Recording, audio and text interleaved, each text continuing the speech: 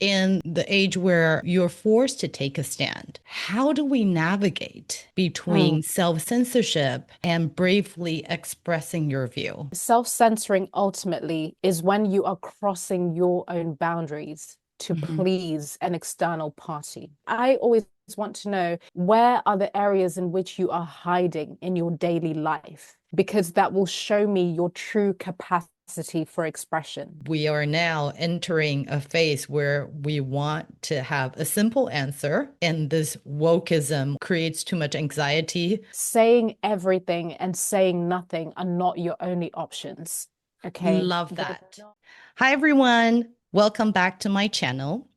In the era of deep polarization, we're constantly pressured to take a stand. We're paralyzed of being canceled if we step out of line.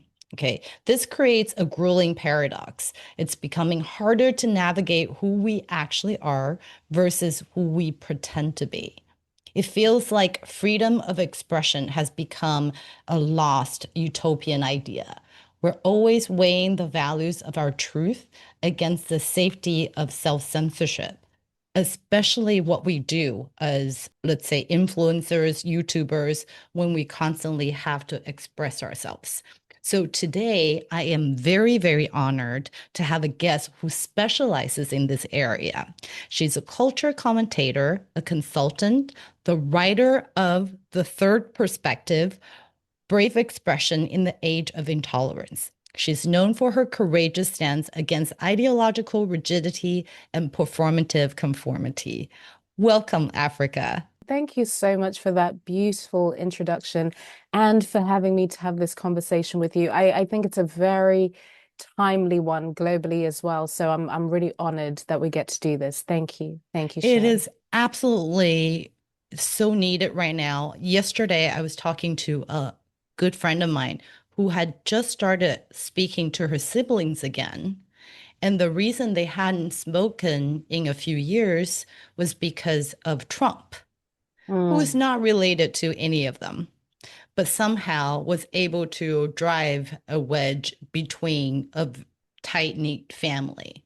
And that really got me thinking, in the age where you're forced to take a stand, or your stand has real cost to your relationship or your profession or whatever it is, how do we navigate between self-censorship and bravely expressing your view?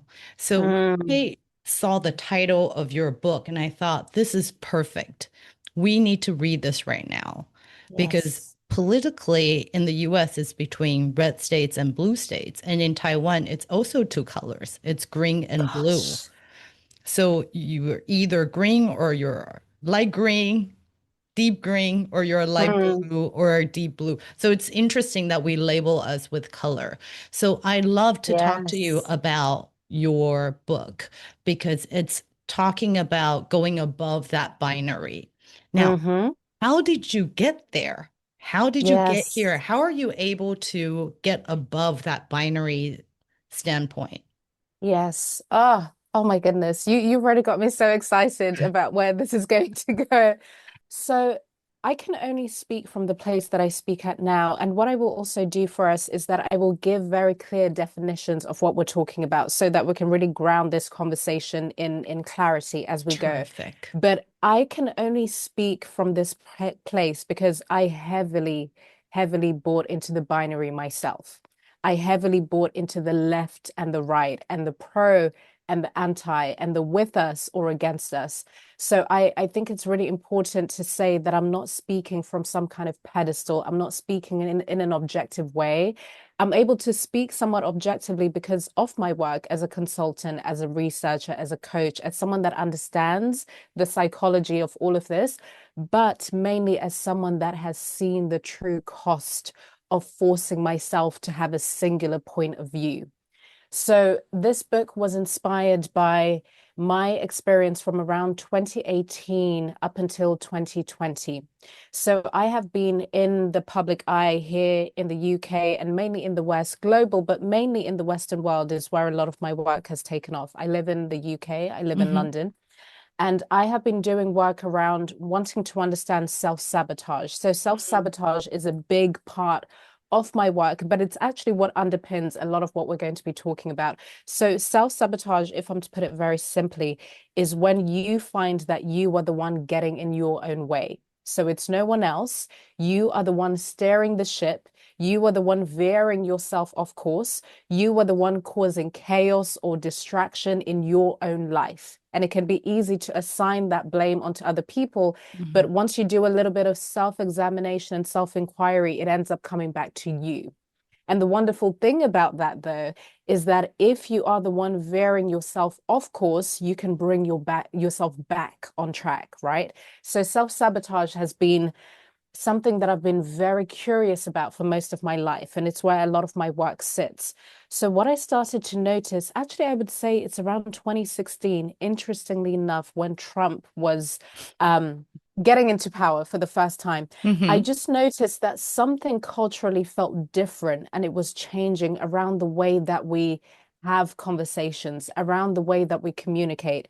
I don't remember things being as politicized as they were on a global level before then. Something I was agree very with you. unique, right? I agree with you. Something was very unique about that because it was no longer this polarization and division, and the politicization of absolutely everything was no longer just isolated to North America. It seemed that everyone everywhere was talking about Trump, and you kind of had to pick and show people where you stood, regardless of where you are, whether you're in Zimbabwe, Taiwan, Kenya, whatever it might be, you kind of had to pick. So I was noticing something very different about the way that we were connecting. But because I've always been researching and wanting to understand the nature of self-sabotage, I started to notice what I've now coined as collective sabotage. Now, we were all on this collective quest to force ourselves into categories that didn't really make sense, but you couldn't ask questions about it also at the same time. We almost made it normal for people to be terrified to ask questions, to say, hey, I do agree with this, but I don't quite agree with this. Or I used to agree with this, but it doesn't really make sense for me anymore. Or I actually don't have a stance. You know, even to say that you didn't really have an opinion around it almost felt controversial in and of itself. So I found myself as someone that was very outspoken publicly around so many other things. As someone that's very confident, as someone that knows my own voice, even I was afraid to say what I thought. Even I was afraid to ask certain questions. Even I was afraid to say I don't agree with certain things. And there were expectations placed on me as a Black woman, as a woman that is viewed as left-leaning. So exactly as you're saying, even here in the UK, and I think most places in the world, you're only really given two options. You're made to believe that you only have two options, either left or right, either one color or another. And I found myself buying into that, or at least feeling the pressures of it. And it started to make me curious. And I started thinking to myself, if I'm someone that has all of these tools that I have in terms of understanding my mindset and knowing that I can change my mind and being able to reframe my thoughts and being able to intellectually understand that there are more than two options, if I have all of these resources, internal resources available to me, what about the average person who doesn't? Right.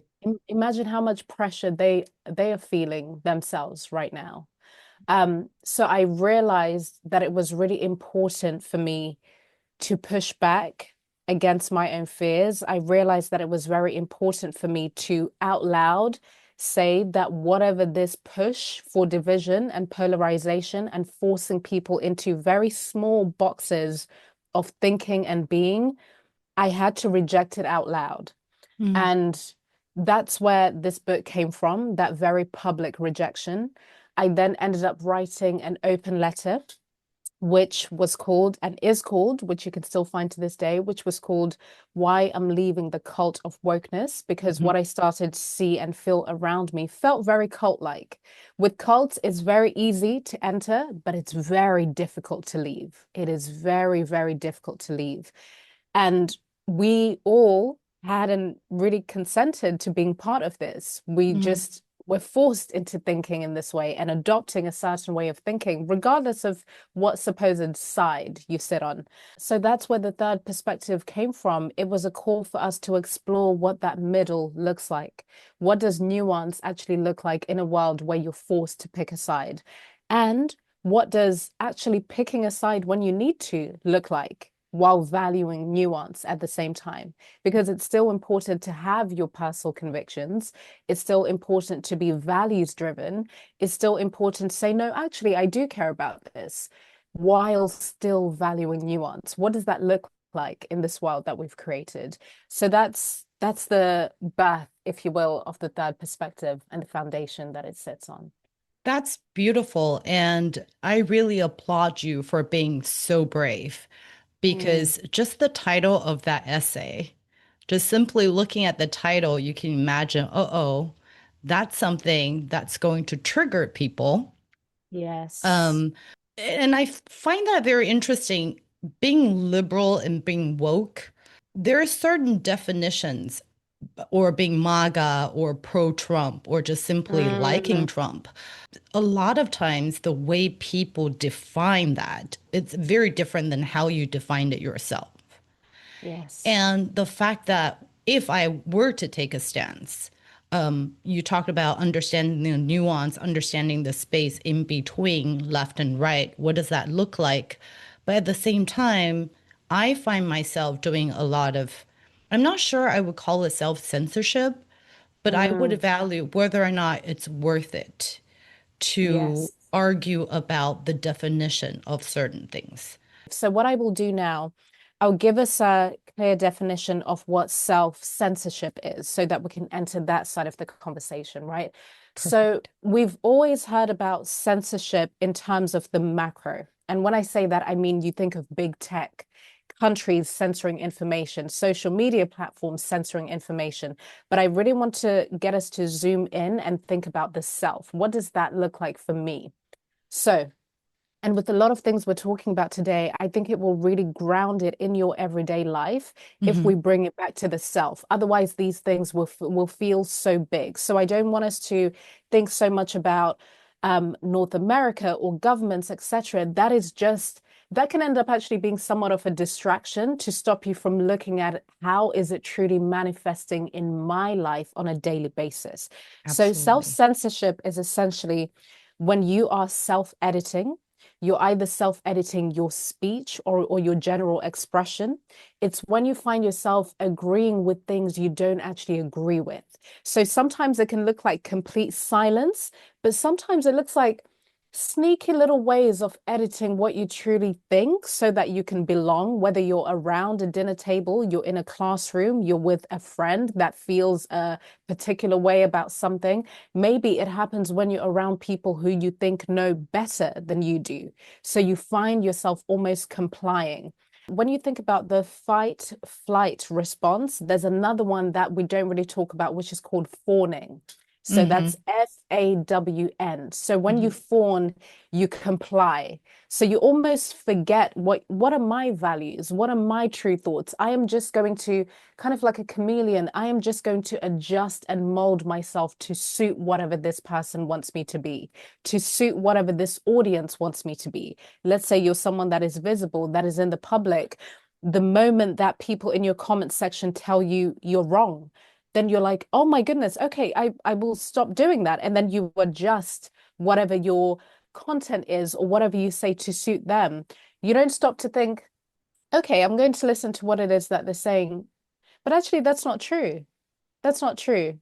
My message is my message, and I will take on board what it is that you're saying, but I'm going to hold this discomfort because I trust my message. You likely won't do that if you found yourself in the clutches of self-censorship. You will always adjust to whatever's happening externally outside of you. So it's almost like when you think of the center that you have in your body, I like to think that we have like a pole, if you will, that is grounded in a cemented foundation, right? When you are self-censoring, especially when it becomes your default, you're always swayed. So that center is always swayed depending on what's happening outside of you. So self-censoring ultimately, if you want to again take something away that is very simple, is when you are crossing your own boundaries to Mhm. please an external party. Right. Okay. Right. And it can look like your speech. It can even look like what you decide to adorn your body with. You won't allow yourself to fully express your own taste because you think, oh, I'm too old. I couldn't possibly do that. I'll look ridiculous. What will people think if I wear that lipstick or if I dress in the way that I want to? So there's always more of an attachment to what other people will think Mhm. because ultimately, and this is also important in offering some kind of zoom out and a bit of relief. You're not self-censoring because you are weak, Mhm. because you are incapable, because you just hate yourself in some kind of way. This is actually a very biological mechanism, right? Belonging. We To are all protect yourself, hardwired. right? Absolutely. Even when you think of self-sabotage, you're protecting yourself from a perceived or actual fear. And I want to add the actual because I never want to dismiss some people are genuinely living in countries or familial systems, as in your family home, where you can't express yourself, where maybe there's actually a genuine physical cost in you saying something. You might live in a country where you can't actually criticize your government out loud or just say Mhm. what it is you want on Twitter because there might be a knock on your door. So self-censorship can be because of an actual fear that this will definitely happen to me if I speak in this way, if I express myself in this way. But for the majority of us who are safe, who are likely listening to this, a lot of it is perceived. There's some perceived fear of being cast out of the group, of being exiled, right? Right. And a lot of the time, it's not necessarily being exiled by people we know. We are in a point in time as we're having this conversation, Sherry, where we now assign that to strangers. It Mhm. doesn't even have to be people we know anymore. It could be a nameless, faceless person on social media that says something and you feel like you have to change your complete worldview in a moment in Right. order to not be exiled by a stranger or a group of strangers online. Right. No, So that's what self-censorship is. thank you for giving a clear definition. And I think Mm, we talk about it, you've talked about it on two levels. One is yes. the mob of internet, right? People we Yes. don't know, but we're seeing it as a collective consciousness is this is the public opinion. This is what the right Mm, thing is on the internet. mm, So that's not as personal, but just as important and influential yes. to us. But you also talked about on a deeper personal level, having that anchor, right? Having Mhm. that pull. And it's funny that you talk about fawning because when I first found out about this word, which was only a few months ago, Right. I was interviewing the writer, Are You Mad at Me? And she Mm, talked about this as a way of, it's a coping mechanism, right? yes. Because a lot of times when you don't have the power, it is important to kiss ass. It is Yes. important. It's a survival mechanism. Mm-hmm. You have Mm-hmm. to. Otherwise, like you said, you are physically under threat. What I find very interesting is now the line is quite blurred. Before it was very clear, internet's internet. These are the people you don't even know. Don't let them affect you. But personally, on a personal level, you can speak mo at least our parts of the world. We used to Yes. be able to say what we mean, and I think there is enough people give us enough space to allow Mm, complexity. But as you can yes. see in the Western world now, as well as here, cancel culture is becoming real. The self censorship or any kind of censorship, Mm-hmm. it's not that you'll get put in jail like the way you used to be, Yeah. but it does affect you in terms of Yes. your work, your reputation, and really losing family members or whatnot. I think it really Mm, resonated when you talk about the year 2016. I really believe before then, it wasn't polite to ask people how much they made or their political affiliation. yes. Yes. There was a time where people understood, like, don't talk about politics. It was something that we sort of all unconsciously agree with. And then something happened. And I'm not saying Trump caused it, because I think you probably came from a Carl Jungian, because Yes. what you talk about, Yes. there's a lot of Carl Jung's concept in it. I do see that he is just a representation of the collective unconsciousness, that Absolutely. we sort of were done with everyone being polite and vague. We are now entering a phase where we want to have a simple answer, a strong message, and this wokeism or everything being fluid, it's too much pressure and creates too much anxiety for Yes. the people of the time. And so I think there's regression going back to simpler time. We want simple answers. We want simple views. I mean, not simple, but like straightforward views. Yeah. Yeah. And so Trump was there at the right time. And I do think because of either he influenced the world or we just sort of was evolving in that way, it sort of became clear that we have to pick a side. And I know this is your job, you coach people. And how do you coach?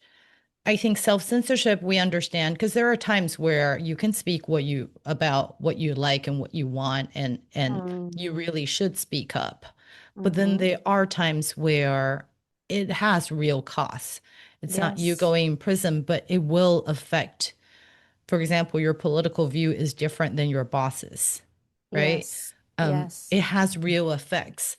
How do you coach people to find that line? Like, we understand groupthink and Abilene Paradox is a bad thing. But when you do try to speak your mind or you become a whistleblower, we also see the danger in that, right? You can be easily scapegoated, cast out. So, how do we find that line between Yes. true self expression, being who we are, but at the same time surviving in this world of That's cancel good. culture? That's good. Before I answer that question directly, I will start by naming a bias that we all have as human beings. We all have a negativity bias, right? Mhm. Which means that we're going to likely look at the cost of expression instead of looking at the rewards and benefits of expression, Mm. right?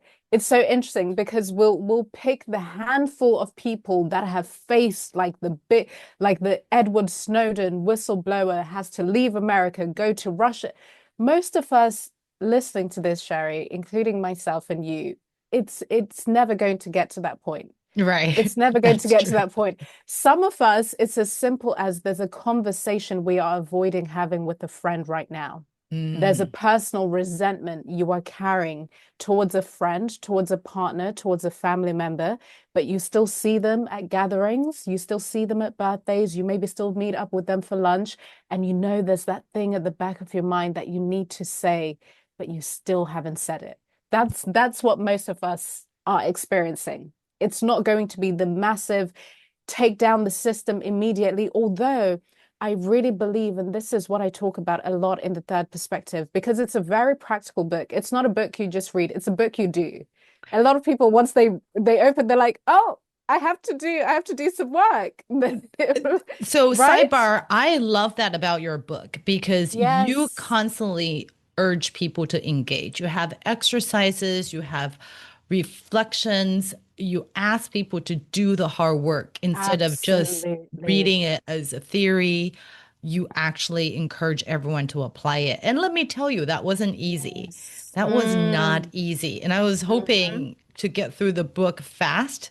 But if I wanted to do the work, really have to stop for a few days to think about it. 100%, 100%. So I say that to say that this stuff is really practical. I want to make it very practical for us so that it's not an intellectual exercise, right? Mhm. Because most of us, to get to that point of even having some kind of platform and really speaking your mind, whether it's politically, whether you want to talk about the things women are experiencing, whether you want to talk about things marginalized people are experiencing, whether there are just certain things that go against the grain of what is widely accepted, that has to start from somewhere. So if someone is coming to me, yes, we can look at the macro, the massive action. You have to take the big thing, because we all want the big, sexy thing that I can do right now to show that I'm brave. But then I always ask, okay, what are the tiny little seemingly insignificant things in your life that you're avoiding right now? Then it kind of brings you back to, oh, well, there is that conversation that I've been saying I'm going to have. Or there is that piece of art that I've been saying that I will share with my audience and my community for a while, but I find myself over planning and rarely executing. So I always want to know, where are the areas in which you are hiding in your daily life? Because that will show me your true capacity for expression. Does that make sense? Absolutely. Absolutely. Right? That's perfect. Yes. So for me, all of this took a head in 2020 around BLM. So it was around the time that George Floyd had been murdered in the States, and it caused like a huge, a very necessary, might I add, conversation around race and how we handle race. I think in all of that, there were very useful and timely conversations that needed to happen, very uncomfortable conversations, but they needed to happen. Right. But as is usually the case, I felt and saw that the pendulum started to swing a little bit too far, to the point where, for me as a Black woman, again, who was leaning liberal and left-leaning, all assumptions that people made about me, by the way, I never claimed any of those things to my identity. They were assumptions that people placed onto me. I was so pressured to take a very specific stance.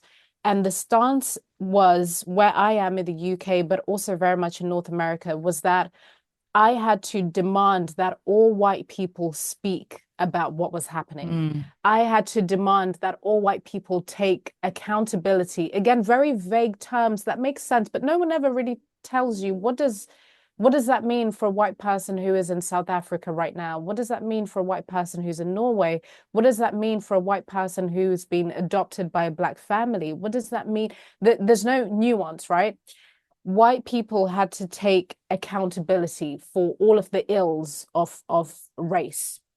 And because I have a platform, there were demands of me to make those calls very publicly. So to ask why certain people hadn't posted, for example, there was a black square that was supposed to be posted I remember that. on a particular Tuesday.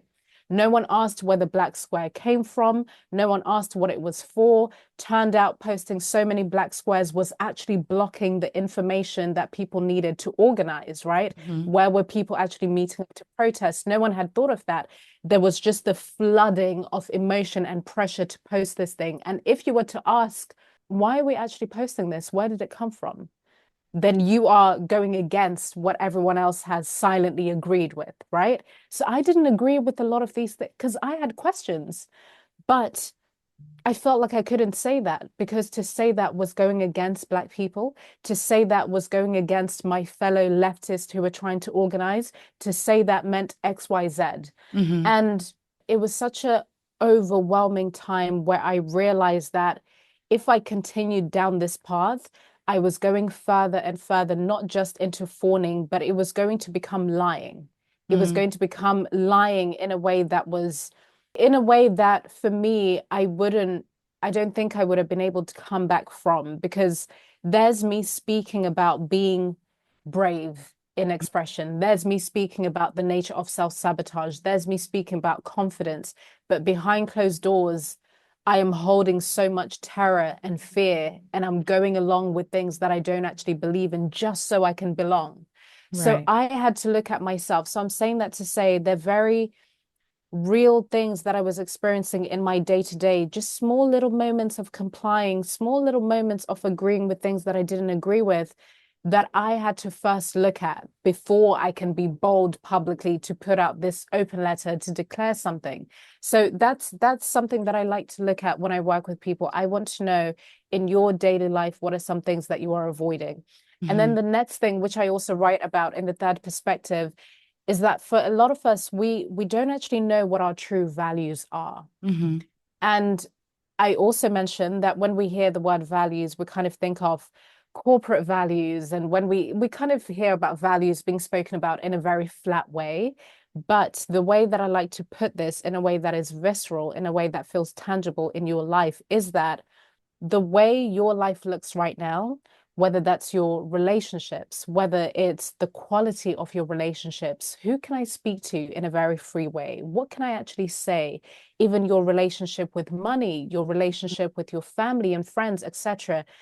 The results of that right now, without you changing anything, if you look at it through an honest eye, it will actually show you what you value. So this doesn't need to be an exercise that you do on the page, because if you do it as an exercise on the page first, what you will likely expose on the page is your desired values. So Mm-hmm. this is who I hope to be. I hope to be an honest person. I hope to be someone who's transparent. I hope to be and would like to think of myself as someone who's open, someone who's curious. But that's wonderful, but that's likely desired. Okay. Mm-hmm. If it's hope, it's somewhere in the future, it's somewhere outside of you. Whereas the evidence in your life right now, as you're listening to this, without judgment, just look at it in a very, almost like a scientist, just look at the evidence around you. Okay. That will show you what it is you truly value. Those are called your embodied values. It's already embodied. So it's running on a subconscious. You don't even really have to think about it. And what that will do is that for a lot of us, it might make us feel maybe even relief, because you will see that your desired values and your embodied values are actually pretty close. Maybe it's not perfect every single day. Maybe there's some work to do. So maybe it's actually pretty close. But I think for a lot of us, we might feel a little bit uncomfortable to see that we have more of our desired values that make us feel good, whereas our embodied values make us feel a little bit uncomfortable, because we want to think we're curious, but the moment someone introduces a different worldview, you get flooded, you get defensive, you don't want to hear their perspective, you don't even ask any follow-up questions because it might tear down your own worldview. Is that the reality of what things are like for you right now? Because then maybe it shows you that, oh, this thing that I thought was embodied actually is not as embodied as I thought. Because for me, 2020 particularly showed me that a lot of my values were desired. They were not Mm-hmm. truly embodied. Right. Not truly embodied. So values.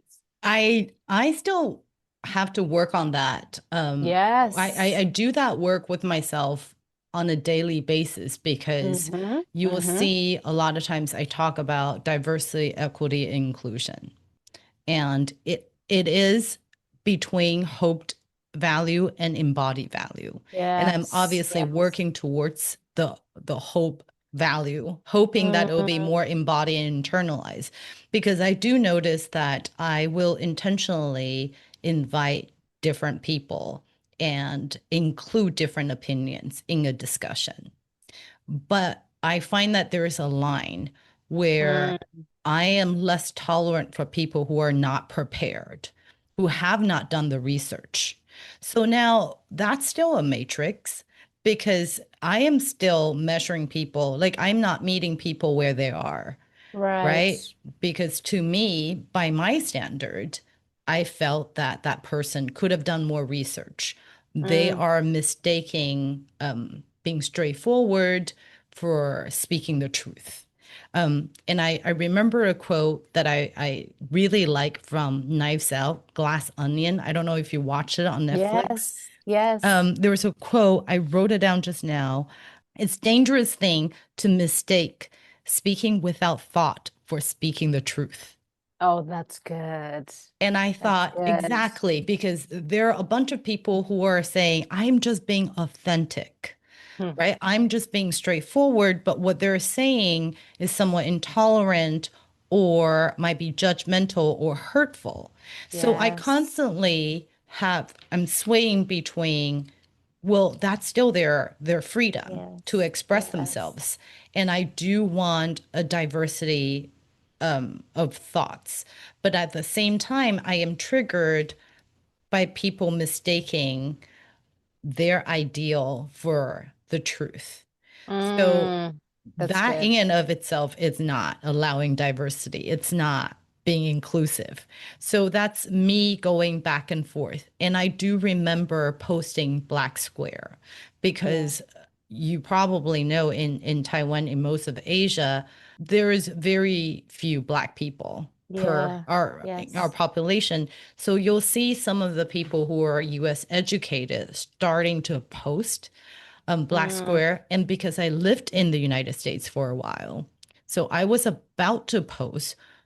Then I saw some influencers who I know have no idea what's going on, mm, really don't feel passionate about this topic, starting to post that Black Square as well. mm, And that was when I took a step back and thought, wait, is this, we all have to do this now?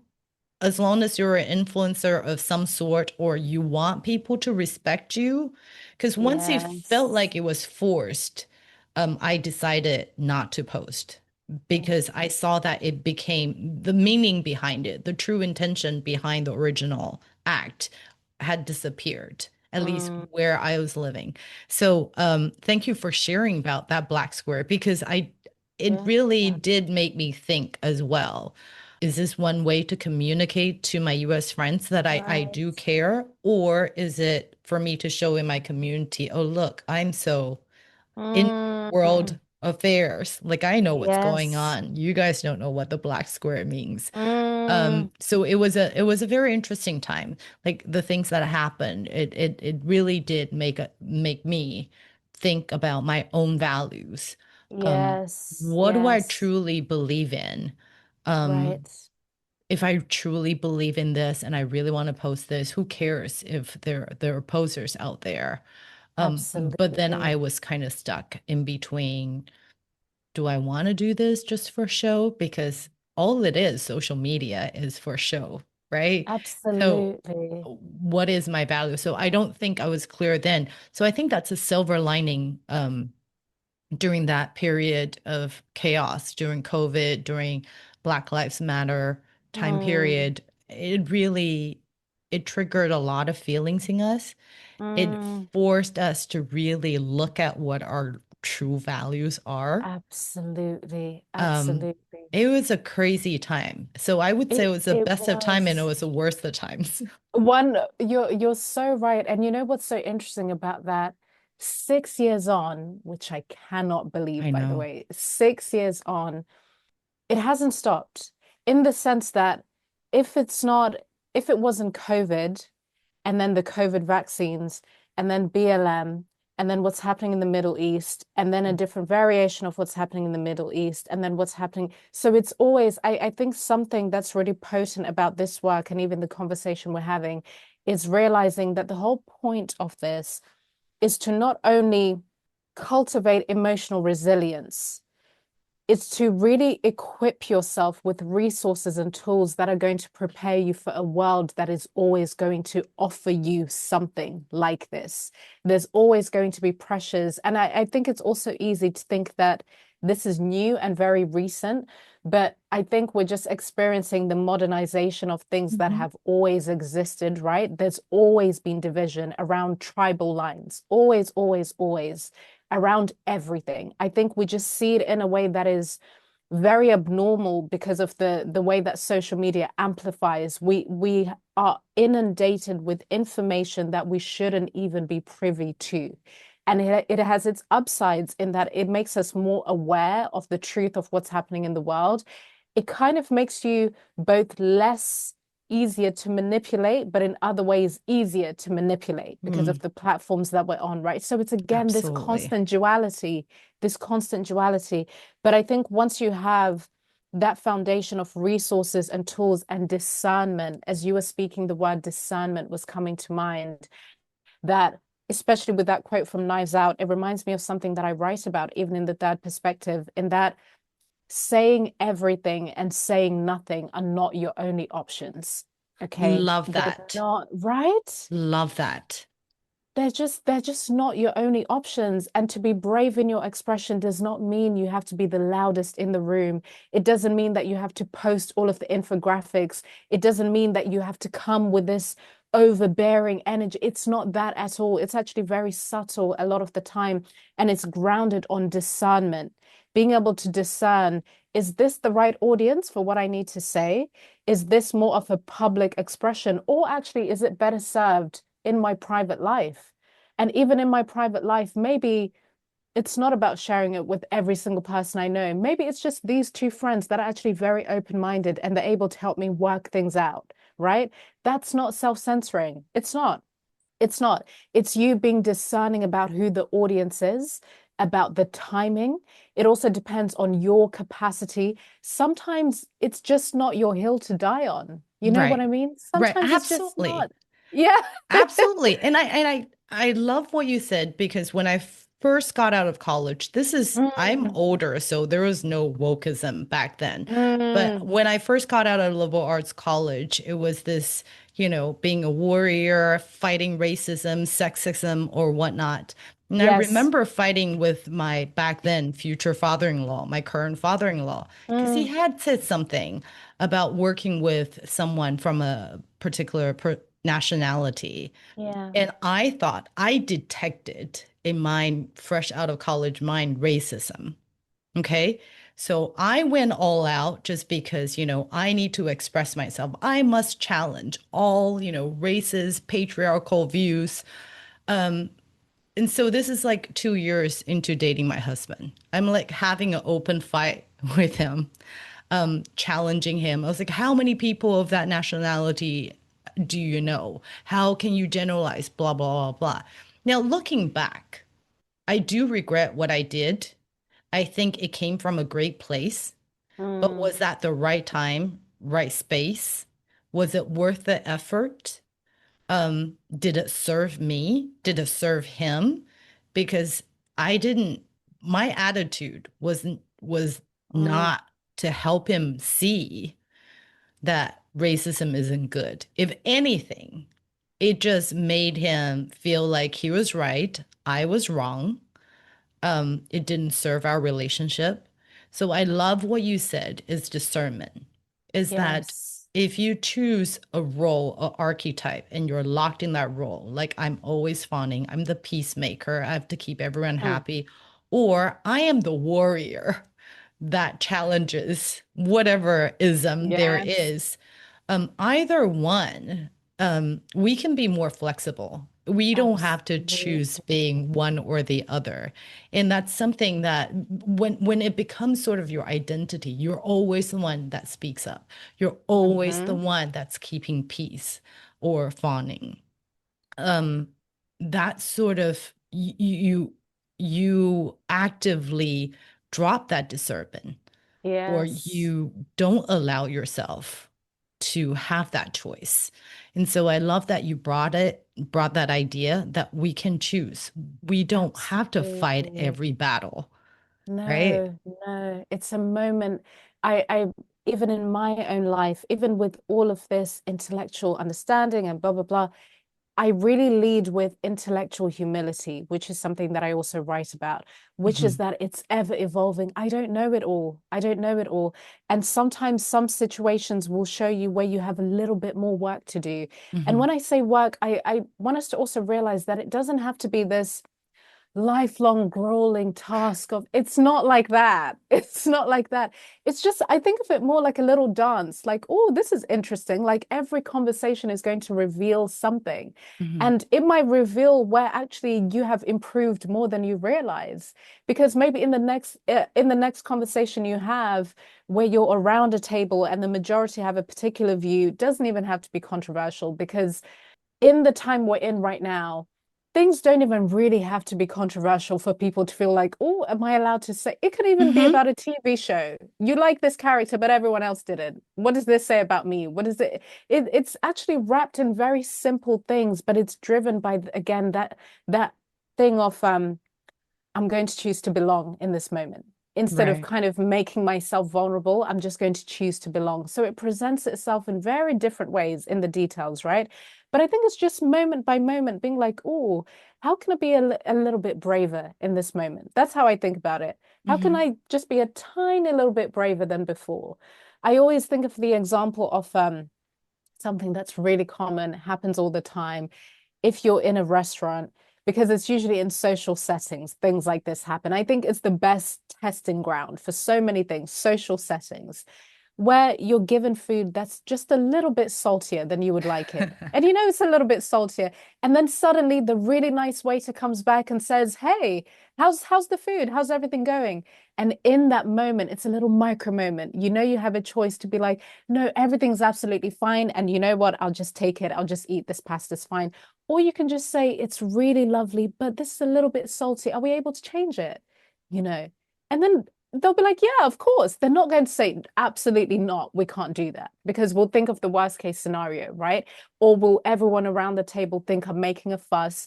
Or it's a first date. I don't want him to think I'm someone that is maybe a Picky, little bit high too, it's maintenance. high maintenance women, right?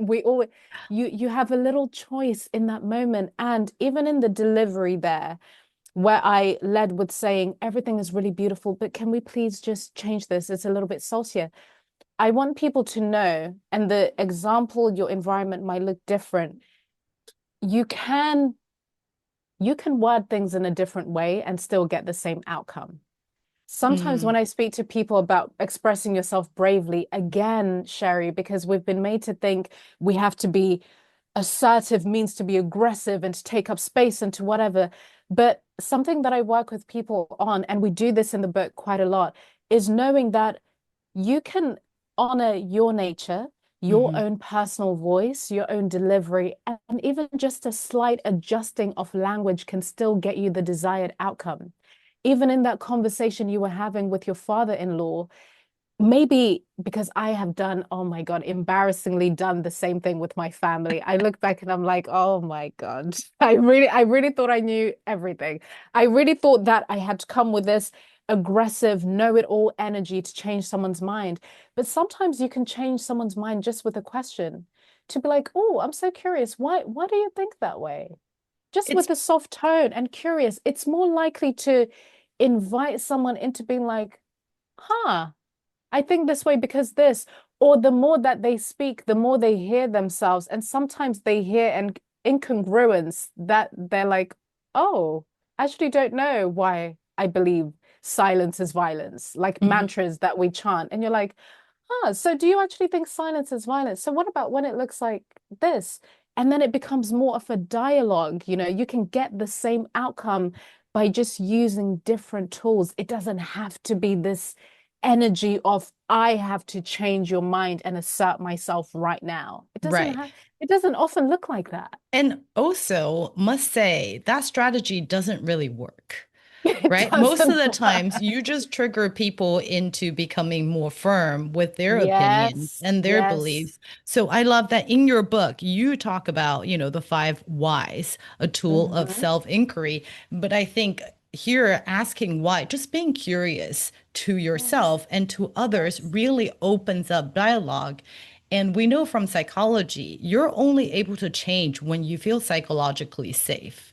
Like you're Mm, not judged for the wrong things you say. So just asking questions. So I love that you talk about that in yes, your book, and you just yes. mentioned that there are different ways to approach this. You don't have to be the warrior, right? Mm, The one holding the justice. mm, You don't have to be the judge. And I no. think we shouldn't be the judge because we Mm, don't know what we don't know. So I think it's beautiful that you brought that up. yeah. We are always constantly evolving. Um, Yes. but there is one other thing that I want to, before you were talking about sending food back, and I think Emily Blunt talked about the different cultures in the US and UK. She mentioned something like in the UK, no matter what, you're just like, everything's lovely. That's beautiful. Yes. And then in the US, she's always surprised when people are like, this is not my order, or this is a little too salty. Mm, I like to return it. And she's talking about how English people never do that. It's just not in their culture. And I just thought you mentioned that. It's so interesting. I imagine if you're going against your culture and you're being nice about yes. it, that's a little harder, right? Because Yes. you talk about fawning in the beginning. I thinking all of Asian values is about fawning because Yeah. it's not Yeah. your anchor is, I want to say nowadays is a little different, Mm-hmm. but when I was a little younger or my mother's generation, there's no really self-anchoring. Mm. You're holding the group family value. What you do represent Yes. your family. So don't you go out there being yourself, right? You have to consider the shame or the Hmm. pride or whatever you bring to the family. So when you do speak, that self-censorship, it's extending self to a bigger self, which is the whole family. Yes. So I think Yes. culture comes to play It um, does. a lot It as well in this does. issue. I really appreciate you adding that actually, because I've had many conversations around this, as you can imagine, for the past decade even, but not many people mention that part of it. And I think it's actually where we can offer ourselves more grace to realize that you're not working with just undoing your own self-censorship. A lot of it is generational. Mm, You're really trying to, in each moment, almost change generational patterns and generational programming and do things that go against the grain, not in an intellectual, individual way, but we're from, and I'm from also a culture, I'm African, I'm Zimbabwean, born and raised. So I'm from a collectivist culture as well, where the individual is not really, you're not really raised through being the individual. You are part of the collective. So you kind of have to put aside your own personal wants and needs and desires for the collective good. So I think we're in a new time that our generations are starting to be like, oh, wait, I can actually decide for myself. I can have boundaries with my own generations. I can, so a lot of this is kind of their first for us. We haven't mhm. really seen the modeling of it, which is why I like to bring it into our intimate lives before thinking it needs to be worked out in the world first. I think what will happen publicly is often a byproduct of what's happening privately. Yeah. Otherwise, what's happening publicly will always be a performance of sorts. Even if it's Mm, it's well intentioned, even if it works, you will likely feel the fragmentation and separation because you haven't dealt with things in your private life. So I right. think the burden then feels heavier for those of us that are from collectivist cultures. So I Mm, think that's why we can offer ourselves more grace, but still be willing to take on the challenge to really shape a new story and a new narrative, right? right. Right. Absolutely. I love Mm, what you just shared. And there's one other thing you wrote about is that our past experiences are not distant memories. They're building blocks of who we are. mm, And that refers to our cultures too. These are all yes, of our building blocks. So yes. you can't just sort of switch it because it's our foundation. So if you take it out, your whole identity, your whole world is Mm, crumbling.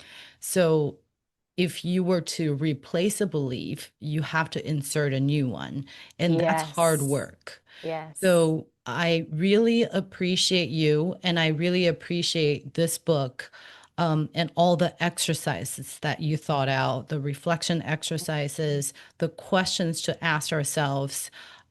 It makes it not only just theory, but really applicable. Mm, And it's so timely because because the world is so chaotic right now, I've started to read religious books, not yes. limited to one religion, and I Ching, which Carl Jung he himself had studied it before. It's Mm, about the yin and the yang. And so in Diamond Sutra, my teacher talked about when you look at something, don't look at whether you like it or not. And it's really just echoing what you're mm, saying, the third perspective. Like when you look at something, if you decide you like it or you don't like it, you're already seeing just partial view of what's yes, happening. So yes. you need to look at it from a higher vantage point or third Mm, perspective, for you to see the whole picture. So I think this message is very timely for our world right now because we are really so polarized, and we it's not are. easy. You talked about in the book our basic instinct is to have binary, Yes. boxes to check. And so we know what's good, bad, right, wrong. It makes our life so much easier. Yes. But Yes. to actually go beyond that, it's hard work. Yeah, So, it is. It is. And it's so rewarding, Sherry, because if you think about it this way, this conversation wouldn't even be happening if either of us hadn't decided somewhere along the way to be courageous and brave in our expression. mm, We actually would not even be having this conversation. You wouldn't have decided to launch your podcast and your show and to be visible because that comes with a lot of things, right? mhm, But again, I think we often tend to focus on the cost of brave expression. We want the benefits of brave expression, but we don't want to take the risk. I also right. speak about risk, and I give us a risk assessment even in the book, so that depending on the specifics of what's happening in your life, whether it's with a partner, with work, with family, with an audience, with yourself, you have to be willing to look at what am I willing to risk, because there is no brave expression or full, holistic, nourishing expression without some kind of risk, even if it means risking my self perception. I have to let go of who I thought Africa was last week. I have to let go of who Sherry was a year ago and get used to being a new version of me.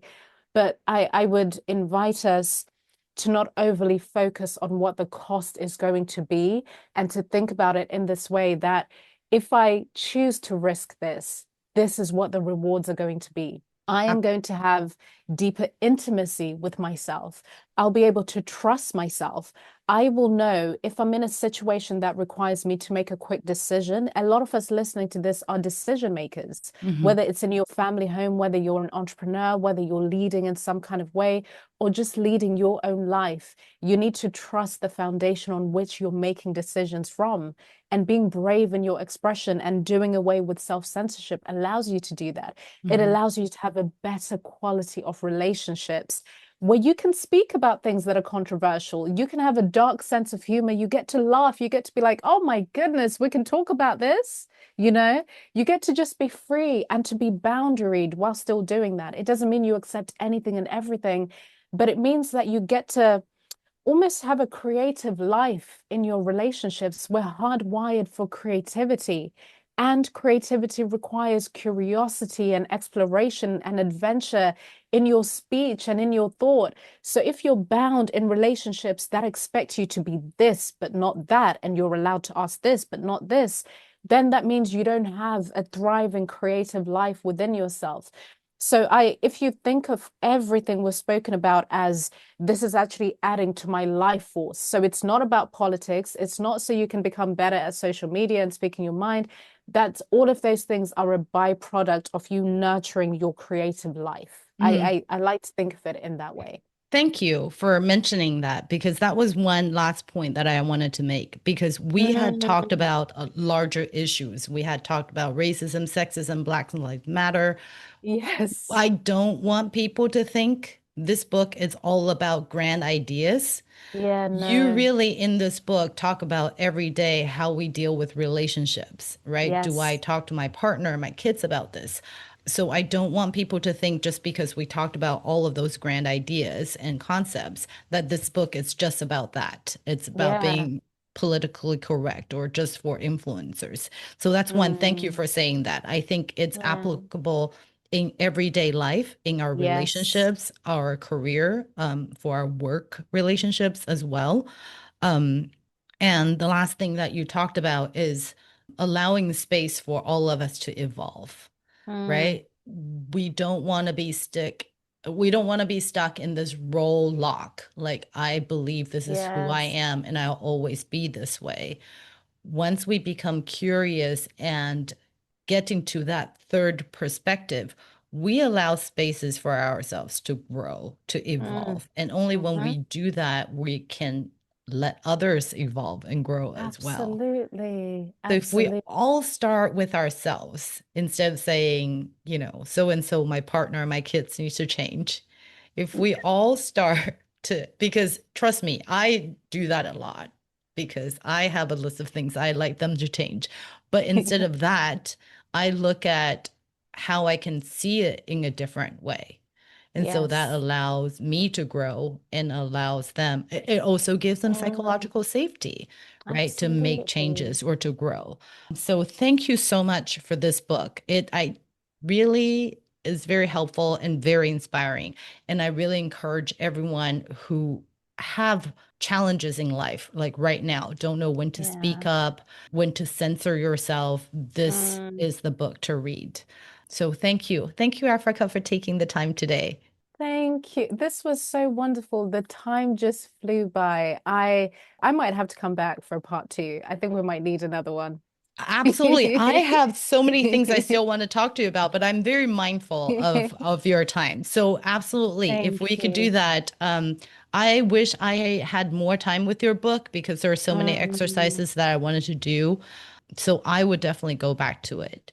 But thank yes, you because thank you you. shared a lot of your past and your vulnerability. And I really Yes, think that's very courageous. So thank you for I'm very that. grateful. Thank you for having me. Thank you so much, Sherry. All right. Well, hopefully we'll see each other again next time. Please, please. This was beautiful. I'm so grateful. I can't wait to listen back. I can't wait to listen back. Great. I'm excited too.